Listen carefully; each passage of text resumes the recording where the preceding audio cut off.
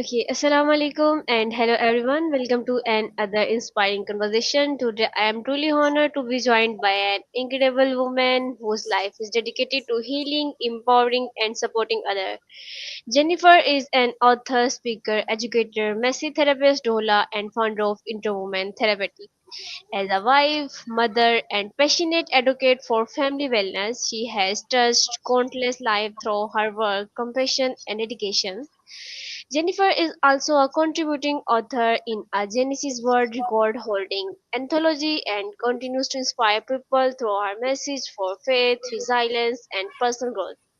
Jennifer, thank you so much for being here today. We're excited to learn from your journey and your experience. So let's start without wasting any time. Once again, welcome and thank you so much for giving your precious time. So, Jennifer, can you hear me? I can. Thank you so much for having me, Yes. Fatima. Jennifer, please introduce yourself with our audience. Well, thank you for having me. My name is Jennifer Stoudt. You kind of summarized all of it. I am a massage therapist. I'm a birth doula. I'm passionate about educating people on not only what is happening from what I can feel in their body, but also like why. We never know all of the reasons, but the ability to do my best to kind of visualize or take what I'm visualizing and try to use words that help them understand in a way that's easier to conceptualize than some of the science isn't always easy for people. So that's something I just love doing, as well as in my personal life, trying to pass on the tools that my parents gave me and my siblings to my kids and, refine where needed. But to really be able to pass down the wonderful legacy that they gave to us. Okay, so can you tell me what inspired you to dedication your life to helping women and families heal? Well, I think that there's a lot of people who are hurting more than they say they are, or are willing to admit. And as a young child, I went through a lot of things that made it necessary for me to go through a healing process. And so I started asking questions at a very young age that people would not normally expect. I just had this overwhelming sense of, um, I want to be strong like my mom. There was just this very strong sense of, I want to be like my mother, who's not perfect, but none of us are. And if I can help people with whatever tools are in front of me that I'm supposed to pick up and use, like she's done for other people and other people have done for her, well, then why wouldn't I? And so I think that that just gave me a servant's heart that I can't do everything, but what things I can do, I want to do them well. That's really amazing. So my next question, you wear many hats, wife, mother, author, educator, messy therapist, and doula. How do you balance these different roles? Well, not all of them are ones I've had very long, so some of those things are a little bit newer. Um, I have I have 5 kids and a stepdaughter, and so my kids range from my stepdaughter's 18 all the way through my youngest, who's a year and a half, and so there's been opportunity for me to grow with the demand on my time and being intentional about what boundaries I intentionally put in place. Like I only work massage 3 days a week. I only intentionally take 2 doula clients a month. And that feels like that's the max that I can do without overexerting what I can do and then depleting the priorities that are above my profession. My job is wonderful and I'm extremely passionate about it, but it's not the most important job in my life. My role at home is by far more important, and so wanting to make sure that I spend that time with my kids, that my husband and I do our best to plan out time with one another. We're still learning along the way. Like we're not perfect at it. Just because I know the tools doesn't mean I'm perfect at using them. Yes, absolutely right. So, uh, what inspired you to found Interwoven Therapeutic and what impact do you hope it has in people's lives? Yeah, well, I started my company back when I lived in the Seattle area, and just felt like a natural transition that I couldn't do all of the things that I wanted to do with my employer that I had at the time, where I was doing medical massage therapy. And it really felt like home. They felt like my family, but I also felt like I had become stagnant. I was doing repetitive things. I wasn't learning. I wasn't growing. I felt like I had kind of reached the end of what that could teach me. And once I realized that, that's when I went to the certification for becoming a doula, so that I could grow and expand. There were a couple of particular things that kind of led me that path more naturally. Just in my own experiences, like I found that I like working with pregnant women. I find that there's a lot of people who don't like working with pregnant women. And I never understood why, because it never felt that way for me. But like, okay, that's fine for you.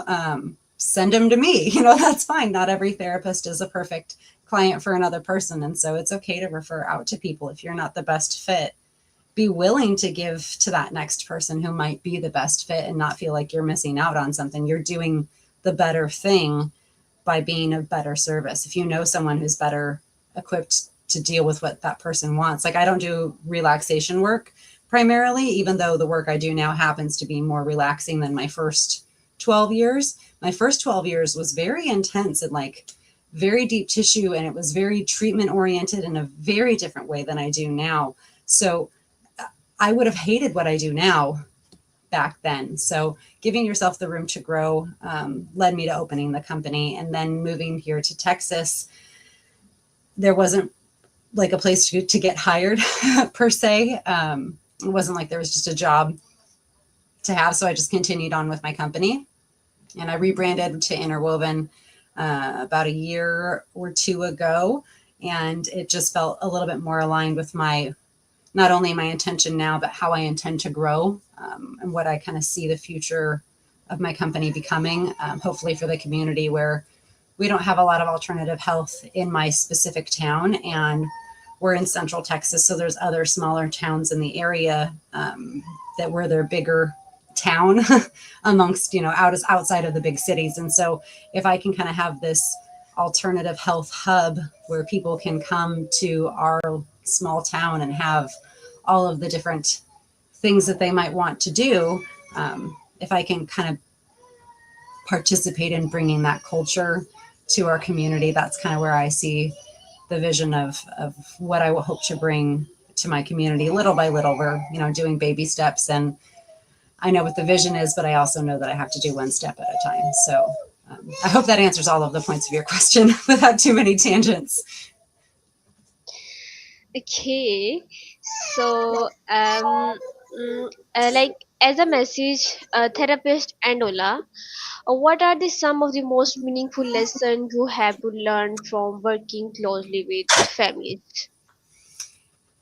That everything is like, we all have common things that happen. They're, like, the emotions of the human race are limited, and we all experience the same emotions, but for different reasons in different circumstances. And that doesn't make it worse, it makes it better. Like, there's always someone who, we might not share the same grief, but we might both share grief. Or we might not share the same struggle with anger, but we both struggle with anger. Like, we're more similar than we are different. And I just love the humanity of the ability to work with people one-on-one and just meet them where they are, and not see who they should be, not see who they would be or could be, but see who they are right there in front of you, and how that changes from day to day. Some people walk in and I'm like, you're not having a great day. What's like, okay, what are you feeling? How can I help you the best today? Because you're coming in here differently than you normally do. Or, hey, you're having a good day today. Like, you're feeling good. All right. Like, how do we meet you where you're at today? Like, how do we help? So just seeing the individuals that are directly in front of me, I think, is a really important thing that the world has Okay, forgotten. yes. Okay, so like you said, your book is the song of my heartbeat, has touched many writers. So can you tell me what inspired you to write it? Well, the song of my heartbeat is just mine. So that is written completely by me, and that is specifically about fetal development and the bond between baby and mom and the family unit and overall. The book that I am a co-author on is Legacy in Ink, which is the Guinness World Record book that we all just participated in breaking a world record. So there was 142 authors that came together to co-write that book and break the Guinness World Record. Okay. So, what message do you writers take away from your book? Well, from Legacy and Ink, I hope that it just inspires people that there is the ability to learn and grow and do better every day. And success is a series of failures before something lands. Or you actually learn the lesson and then you're able to implement it. So failure is a good thing because it helps you learn. Hopefully you're learning from every failure. To be better than you were the day before or the year before, and just continue to grow and do better. When it comes to the song of my heartbeat, I hope that it helps families come together and hear about what it's like for a mom who's pregnant, because not everyone understands the demand on their body or the deep connection that you have with your baby, that when you take a bite of food, your baby gets that taste as well. When mom lays down after a day of work, that's when baby wants to wake up. Those are universally expressed parts of pregnancy that I hope kids ask questions, that it allows multi-generations to bring in connection, because each illustration in my book has a different culture or area of people represented, so that I wanted everyone to be able to have at least one picture that they kind of could see themselves in, that it wasn't just my family picture, like that, that's not going to impact as many people. I wanted it to be culturally inclusive so that anybody could pick it up and they or their kids could see something about that culture and how they experience pregnancy and labor. Like there's a page for sleeping, and I use Japanese bed sharing because that's a cultural norm in Japan that not maybe everyone is exposed to. There's the page about food and how the baby tastes the food. I used more of like a Middle Eastern country because I wanted it to be non-specific to where it was like, oh, this is obviously this part of the world, but just kind of a generalization so that it was culturally respectful, but also including everyone in the experience of pregnancy and bonding. It's a very long answer. I'm sorry. Okay. So, my next question, like, what is your biggest goal you want to achieve you in future?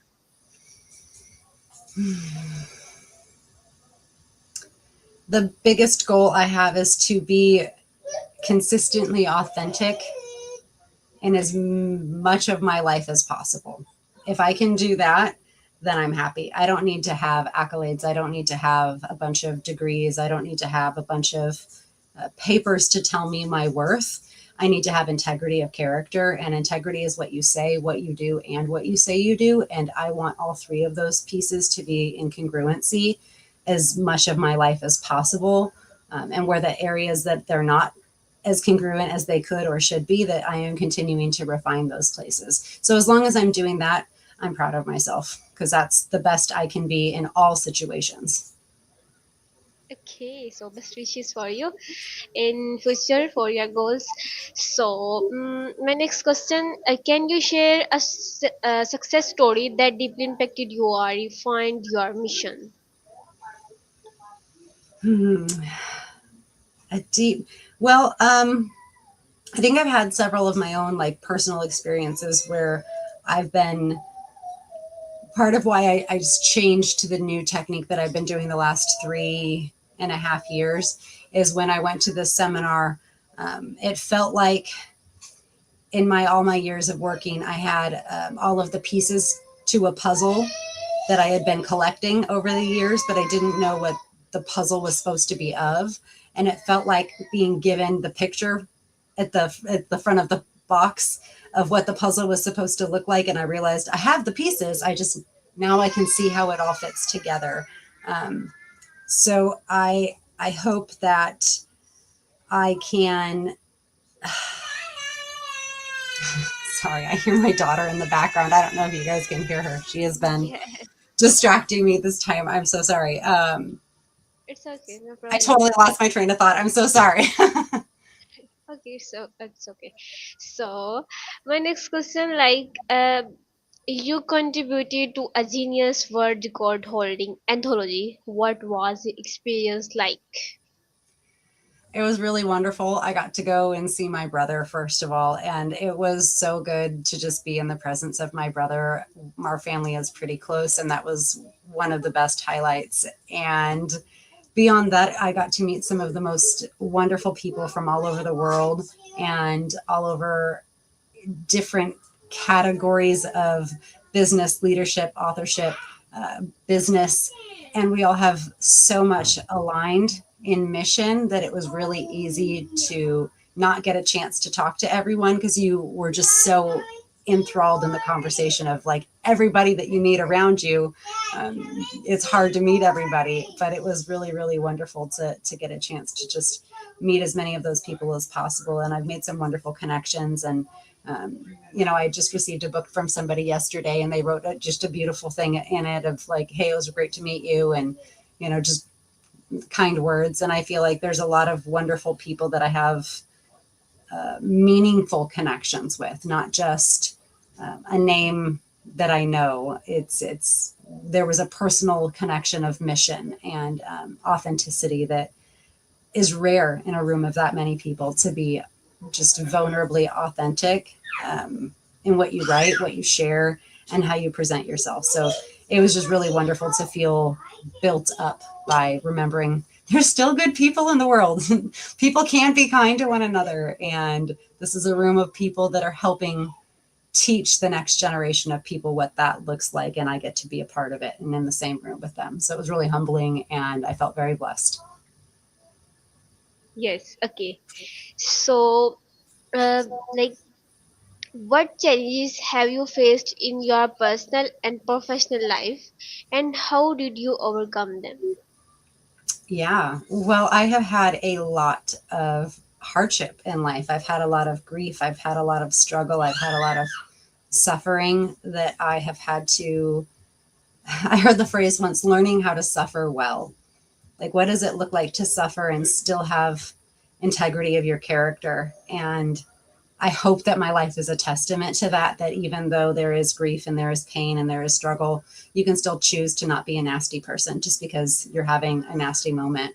You can still choose to respond and not react. You don't have to have your first thought be the thing that comes out of your mouth. And I've had a hard time learning that in life, but I've been able to learn those lessons at a very young age and work through a lot of that difficulty in my adolescence because I had gone through a lot of therapy when I was really, really little.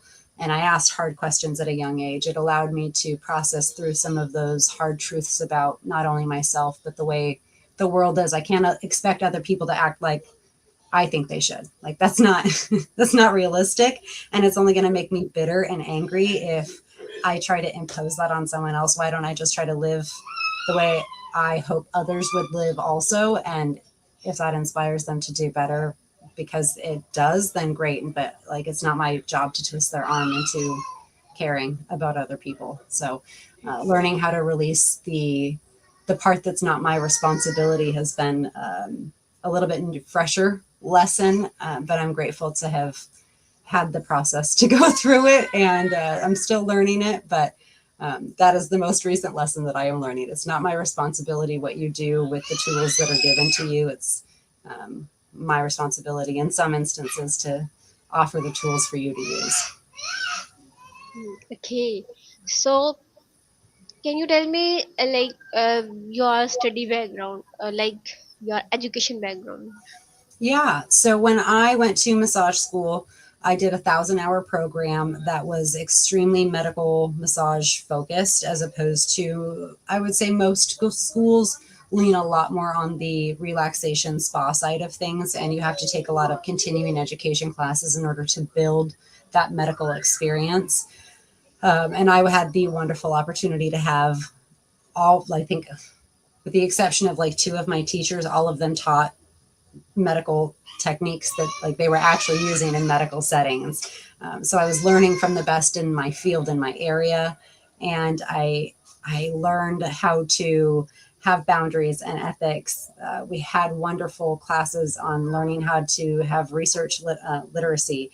What does it look like to have a good study? How to read a study? How to jump ahead if all you need is, the how they did it plus the conclusion, like being able to get through the weeds on that. And so how to do medical billing. But then we also learned the spa stuff because not everyone wanted to be a medical therapist like me. So I really felt like I had the foundation where I could learn or do anything because my foundation was so strong. I had the confidence that I can learn anything. once I Okay. make that decision, it's just a matter of time. And so once I make the decision, like I want to become a doula because I see a lot of benefit in this, not only personally, but also professionally. And then I did it. Once I decided I was going to become a massage therapist, it only took 3 weeks for that next class to start. And I was like, no, let's do it. There's no reason to wait. Um, so being able to seize opportunities and saying yes has been very helpful. So then I've also done childbirth education course, and a lot of those have been online education, which isn't bad. I mean, there's a lot of techniques and things that you really do have to learn hands-on, but there's a lot of things that you can really well done online programs. And I thankfully don't have to go to a 4-year college in order to have letters behind my name to be credible. I know that my training is credible whether someone else does or not. So also being able to learn how to be okay that you're not going to be everybody's cup of tea, and that's okay. Drink a different cup of tea, but I'll be here for the person who does want that. And so I'm continuing to learn every day. As far as I'm concerned, I'll never be done learning. I have about 8 books that I need to get through between ones that were given to me at the Guinness World Record event and a couple other from massage therapists and things like that. Plus, I'm still writing myself. So just continuing to learn, continuing to write, I think is part of, it should be a part of everyone's journey. That's how we become our best selves. So always learn, continue to learn. Knowledge is a tool for prevention. The more you know, the more you can stay out of things you don't need to be in or places you don't need to be because you have the education to see it before it happens. Yes, your journey is very amazing, and you are looking like very good and intelligent. Like so, my next question, like, when we are child, like when we're 18 years old, like 15-year old, we have so many small dreams, and when we are uh, elder, then we dream change. So my question is, when you are little 18 years old, like 10 years old, 15 years old, what is your dream? When I was 10, I don't know that I had a dream of like what I wanted to do for a profession, but I already had my daughter's name picked out. Um, like those are the type of things I thought about. I knew that I wanted to do birth like my mom did birth. And I wanted to, quite literally, the phrase that I would say to myself is, I want to be strong like my mom. Because you can't tell my mom she can't do something, because she is a determined, stubborn woman. And if there's a way for her to do it, she was going to do it, not out of spite, but out of, don't tell me what the limit of my ability is. I am like, I know what I'm capable of, and I'm going to test and see how big and strong I can get. And I don't need you to limit me if I'm not going to limit myself. So it didn't come up from a place of arrogance, but out of a place of, I think I could do anything. Why are you limiting me? Just let me see what I can do. And so I think that was a really helpful perspective. So I knew that I wanted to birth the way that my mom did, or at least attempt to. I wanted to have the opportunity to do birth my way instead of having birth done to me, where I didn't feel like I had choices or autonomy over how I wanted things done. I just didn't want that at a very young age. And then older, in high school yearbooks, they often like say, what do you want to be when you grow up, or what's a quote that means something to you. And about 4 years ago, I happened to just randomly look at my old high school yearbook and I put write a book. That was my aspiration. I wanted to write a book. And here I am right before my 20th high school, graduation. And by golly, I've done it. I've written a book, and I've had a couple of my classmates actually purchase the book from me, and then give me feedback of what their kids thought about it, and how it impacted their family. And so that's been really special, to have the opportunity to reach those dreams. But it wasn't like it was at the forefront of my mind. It was like when the opportunity presented itself, and I had the story, I had it, in my head. I just had to write it out. That's when you just go through open doors until the door isn't open anymore, and say yes to opportunities instead of closing yourself off to what could be. Be okay to fail. Not everything I've tried has worked out, but it's helped me know who I am and what matters most to me. So it always teaches you something. Okay, that's really amazing. So my last question, what advice would you give to women who are struggling with self-confidence or difficult life transitions? I would say that it's okay to feel what you're feeling. Don't feel like there's a perfect picture of whatever that emotion is. Everyone has different experiences and different expressions of different emotions, and yours is unique to you, just like your fingerprint is, just like your eyes, the irises in your eyes are unique to you. And so uniquely express your emotions in a way that doesn't hurt you or others, but is authentic to yourself, and let it get out. Don't keep that yucky energy inside of us. Like we are, um, they've done studies that show if you put water in a petri dish and write a word on the petri dish, like love or hate, anger, forgiveness, um, different things scientifically happen to whatever is in the containers, but the only thing different about them is the word that's written on the container. And that fascinates me. So what we say about ourselves matters. And sometimes you have to say it until you believe it. Sometimes you need to literally write it out and put it on your mirror. One of my favorite quotes is, integrity is what you say, what you do, and what you say you do. And I had a journal where I literally wrote it on the inside binder so that every time I opened it, I remembered that, because I didn't feel that. I didn't feel like I had the joy of the Lord. I didn't feel like I was as I just felt like I wasn't enough in whatever category. And so just remembering, like, I just need to stay consistent in my faithfulness, and that's the extent of my responsibility. And then the Okay, same for other people. Like, you don't have to feel beautiful today, but you can find one thing about you that you find beautiful. You don't have to feel smart today, or handsome, or confident. Pick one thing that you can identify and say truthfully in the mirror to yourself every day.